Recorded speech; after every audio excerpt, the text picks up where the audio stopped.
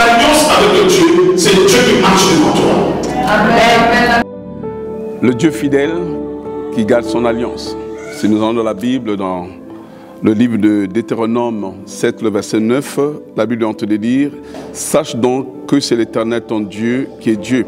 C'est Dieu fidèle, garde son alliance et sa miséricorde jusqu'à 1000e génération envers ceux qu'il aime et qui observent ses commandements. » Par cette parole, bien aimés, nous pouvons comprendre une chose certaine, que Dieu, c'est un Dieu d'alliance.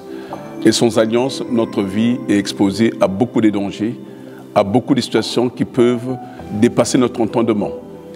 C'est important de tisser une alliance avec Dieu et de conserver cette alliance avec Dieu, parce que par cette alliance, Dieu nous assure la sécurité, la protection et beaucoup de bienfaits au travers de l'alliance.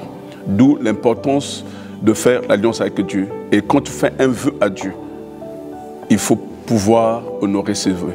Nombreux ont fait le fait à Dieu et ils ont pu se désengager ou abandonner ses vœux. C'est important de savoir que lorsque tu tisses une alliance avec Dieu et que tu honores cette alliance, tu parviens à pouvoir accomplir les clauses de cette alliance. Dieu sera ton Dieu, il agira en ta faveur, il combattra en ta faveur, il va t'assurer beaucoup de choses que tu ne peux pas payer avec de l'argent. Nombreux souffrent parce qu'ils sont hors d'alliance ou ils ont pris un engagement avec Dieu qu'ils n'ont pas pu honorer. Je peux donner 3 exemples d'alliances que nous voyons dans la Bible. Nous voyons notre patriarche Abraham. Il y a 3 alliances que je peux vous parler rapidement. La première alliance, c'est que Dieu a tissé avec Abraham dans le livre de Genèse 12, le verset 1 à 2.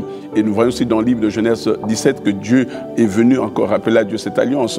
C'est une alliance que Dieu a tissée avec Abraham en lui donnant un fils, comme il a promis que tu seras père d'une multitude. Et nous voyons encore une autre alliance, qui est l'alliance de l'homme envers Dieu. Nous voyons Jephthé dans le livre de Juges, chapitre 11, lui qui est venu faire un vœu à Dieu en disant que si Dieu lui accordait la victoire dans cette bataille qu'il allait offrir la première personne qui sortirait de sa maison. Et si Jephthé a pu honorer cette alliance qu'il a fait avec Dieu, ce vœu qu'il a fait avec Dieu dans Juge 11, le verset 1 et le verset 30 à 34, si vous pouvez prendre le temps de lire. Et nous voyons encore une autre alliance de l'homme entre l'homme. Nous voyons Ruth qui va faire une alliance avec Naomi dans le livre de Ruth chapitre 1. Ainsi, une alliance doit être respectée. Et si nous voulons voir les bienfaits de l'alliance, la protection, la grâce qui vient avec, il y a beaucoup de choses que nous pouvons énumérer. Le temps nous ferait défaut, mais l'important c'est de savoir que l'alliance te préserve de beaucoup de choses. Nous voyons Anne qui va faire une alliance avec Dieu. Si tu me donnes un garçon, je vais te le consacrer, il va te servir. Et nous voyons que quand Dieu a honoré son alliance avec Ruth, avec Anne, Anne a pu accomplir ce qu'elle avait promis à Dieu. Apprenons à honorer Dieu. Apprenons à garder les causes de l'alliance et nous verrons les bénédictions découler dans nos vies et Dieu agir en notre faveur et accomplir sa part de responsabilité.